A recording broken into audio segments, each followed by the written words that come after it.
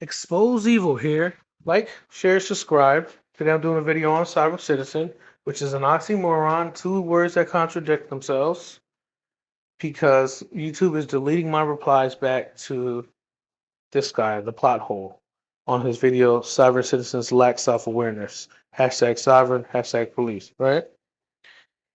And he gives me an Oxford online dictionary from 2023. That literally the word wasn't in there till 2023, or the term, as you see here. Then I pointed out it gives you a legal notice at the bottom that they reserve the right and stuff to change anything they want on the website at their discretion. Then it tells you information on the website might be incomplete, out of date, or inaccurate and may contain technical inaccuracies. Then he goes off and says, "Do you even know how the language works? How language works? Yes, I know legalese and I know English. You don't.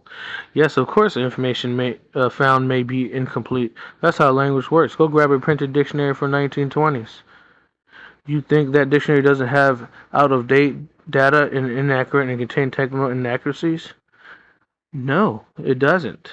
An older law dictionary that came out around the time the Constitution was signed, the definitions in that dictionary mean the same thing they mean today. They have not changed. The Constitution did not change. The words in the Constitution did not change. Yeah, they may get multiple definitions for each word. Like it might say the legalese definition, then it gives the English definition. It may give the maritime law definition and give the common law definition, as you see for many words in law dictionaries. So say in maritime admiralty law, it means this. In common law, it means this. They don't change. The words have not changed. There's nothing different. Sovereign citizen was never in the dictionary. It's just been added on, just like these new gender neutral pronouns. They just made up words and added them to our vocabulary. Doesn't mean it's real. And a good example is, for the different definitions. In legalese, if you look up in the law dictionary, legalese word may has a mandatory effect in certain laws, and the word must has a non-mandatory effect.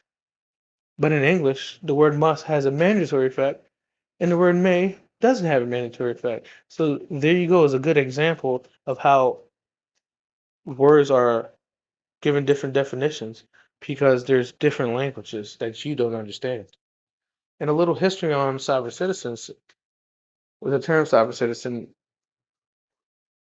where we cannot, prove, we have no documentation, we can't really prove it, but from what we read on the internet is that in the 1980s, a group of, constitutionalists or patriots got together and started calling themselves sovereign citizens.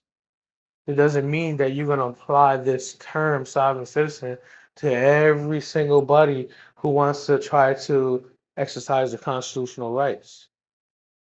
Just because you want to label them as this group that the government, basically says is wrong and they're making up stuff and they're crazy. You can't just apply that word to us. We use the words that we find in the Constitution. We the people. We don't claim to be other than people. I'll say I'm a sovereign citizen. Where do you see that in the Constitution? It says we the people. And our first 10 Amendment rights protect the common law rights of the people. Bell versus Hood.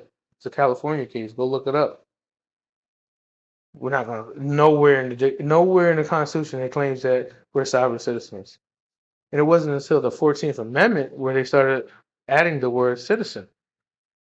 And citizen is a subject. So the 14th Amendment is an unconstitutional amendment. It doesn't protect the common law. It creates a new type of class of citizen, which is subject to the United States. And you look up citizen in the dictionary, it says just that. A citizen is a subject to a nation or a country.